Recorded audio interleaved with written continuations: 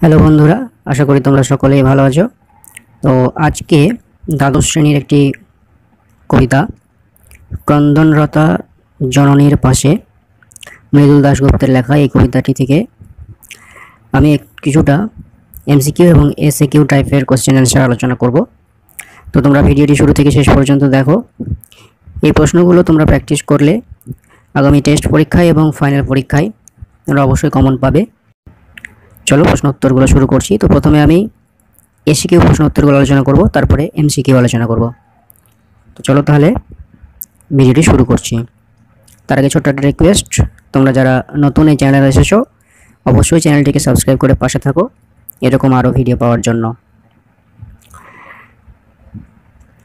ক্রন্দনরতা জননীর পাশে কবিতাটি কোন কাব্যের অন্তর্গত? এটা হচ্ছে ধান ক্ষেত থেকে। জলপাই কাঠের এসরাজ কবিতার কাব্যটি কার লেখা? মৃদুল দাশগুপ্তের লেখা। নিহত ভাইয়ের শবদেহ দেখে কবির মনে কি জাগে? ক্রোধ জাগে। যা পারি কেবল সেই কবিতায় জাগে, কবিতায় কি জাগে? কবির বিবেক। ছিন্ন ভিন্ন দেহ পাওয়া গেছে সেই মেয়েটির, সে কে ছিল? নিখোঁজ ছিল। সে কি ছিল? নিখোঁজ ছিল। ক্রন্দনরতা জননীর পাশে না থাকলে কবি কি ব্যর্থ হবে বলে মনে করেছেন? দেশমাতৃকার বিপন্নতার সময় তার পাশে না থাকলে মানব মনের অনুভূতির দ্বারা প্রকাশিত লেখালেখি, গান গাওয়া, ছবি আঁকা সবই ব্যর্থ হবে। যা পারি কেবল, কে কি পারেন? আধুনিক কবি মৃদুল দাশগুপ্ত জঙ্গলে ছিন্ন ভিন্ন মেয়েটাকে দেখে কবিতায় লেখনীর দ্বারা তার বিবেককে জাগিয়ে রাখতে পারেন। সেই কবিতায় জাগে আমার বিবেক। বিবেককে কার সাথে তুলনা করা হয়েছে? বিস্ফোরণের বারুদের সঙ্গে তুলনা করা হয়েছে। কেন ভালোবাসা, কেন বা সমাজ, কিসের মূল্যবোধ? কবি কোন মানসিক যন্ত্রণা থেকে একথা বলেছেন? দেশমাতৃকার বিপন্নতার মুহূর্তে নিহত দেশবাসী ভাইয়ের মৃতদেহ দেখে গভীর মর্মাহত মানসিক যন্ত্রণা থেকে একথা বলেছেন। ক্রন্দনরতা জননীর পাশে কবিতাটি লেখার পটভূমি কী ছিল? 2006 সালের পশ্চিমবঙ্গে সিঙ্গুরের জমি আন্দোলন। নিহত ভাইয়ের শবদেহ দেখে কবির কি মনে হয়? সামাজিকতা, দায়বদ্ধতা, মূল্যবোধ, সর্বোপরি ভালোবাসার জন্য ক্রোধের জন্ম হয়।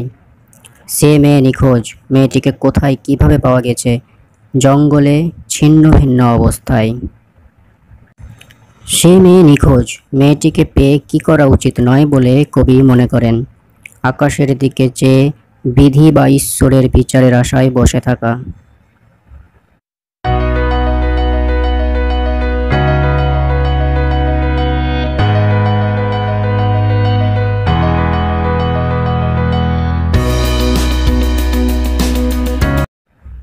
চলো এবারে তাহলে এমসিকিউ নিয়ে আলোচনা করছি। প্রথম হচ্ছে, কবি মৃদুল দাশগুপ্ত একজন আধুনিক কবি। মৃদুল দাশগুপ্ত পেশায় একজন কি ছিলেন? পেশায় একজন সাংবাদিক। কবি মৃদুল দাশগুপ্তের একটি কাব্যগ্রন্থের নাম কোনটা হবে?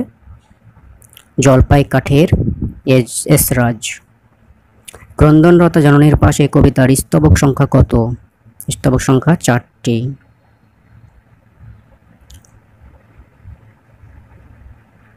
ক্রন্দনরতা জননীর পাশে কবিতাটি কোন কাব্যগ্রন্থ থেকে গৃহীত? এটি হয়েছে ধান ক্ষেত থেকে। ক্রন্দনরতা এই শব্দটির অর্থ কি? যে নারী কাঁদছে। ক্রন্দনরতা জননী হলেন কে? কবির স্বদেশ। ক্রন্দনরতা জননীর পাশে কবিতার কবি থাকতে চান। ক্রন্দনরতা জননীর পাশে। ক্রন্দনরতা জননীর পাশে না থাকলে কোন কাজকে কবি মনে করেন অর্থহীন?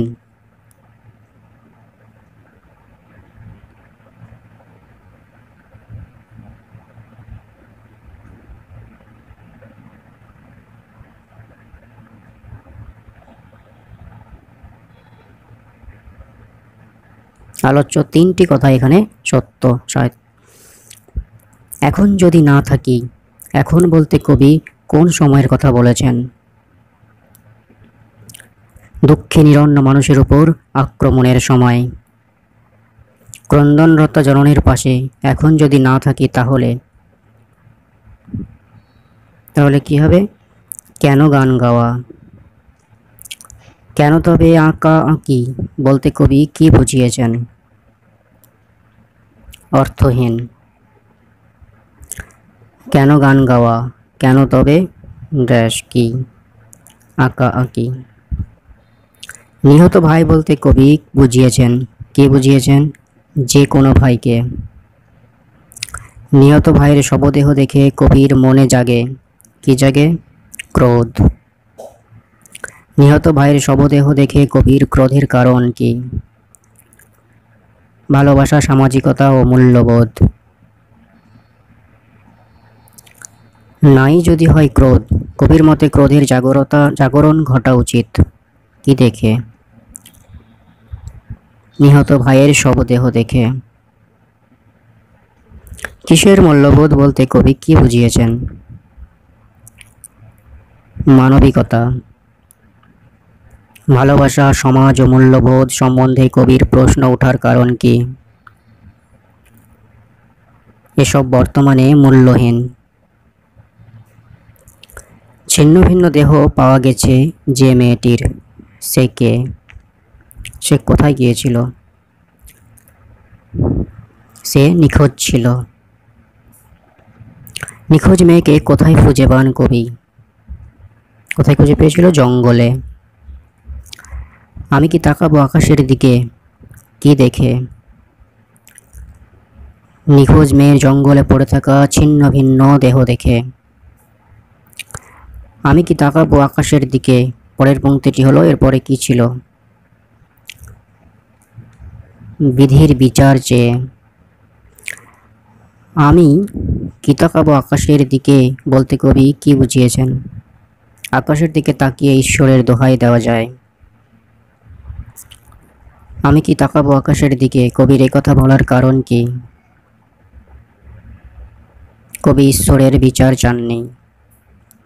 বিধির বিচার সম্বন্ধে কবি বলেছেন কি বলেছেন? বিধাতার বিচার অর্থহীন। আমি তা পারি না, কবি কি পারেন না? অন্যায় অবিচার দেখে চুপচাপ থাকতে। আমি তা পারি না, এখানে আমি কে? কবি স্বয়ং, অর্থাৎ কবি নিজেই। আমি তা পারি না বলতে বোঝায় কি বোঝায়? কবি অক্ষম। যা পারি কেবল তা জাগে ড্যাশ কোথায়? কবিতায়। যা পারি কেবল সেই কবিতায় জাগে। কবিতায় কি জাগে? কবির বিবেক জাগে। সেই কবিতায় জাগে বলতে কি বুঝিয়েছেন? কবির কবিতায় ফুটে ওঠে। সেই কবিতায় জাগে, সে হলো কবির বিবেক। আমার বিবেক বলতে কবি কি বুঝিয়েছেন? কবির সচেতনতা। বিস্ফোরণের আগে বলতে বোঝায় কবির মনের বহিঃপ্রকাশ ঘটার আগে। বিস্ফোরণের আগে কি জেগে ওঠে? কবির বিবেক জেগে ওঠে। কবি মনের বারুদ কখন জাগে? বিস্ফোরণের আগে। বারুদ ছাড়া কবির কবিতায় আর কি জাগে? কবির বিবেক। বারুদ বিস্ফোরণের আগে, কার বারুদ বিস্ফোরণ? কবির।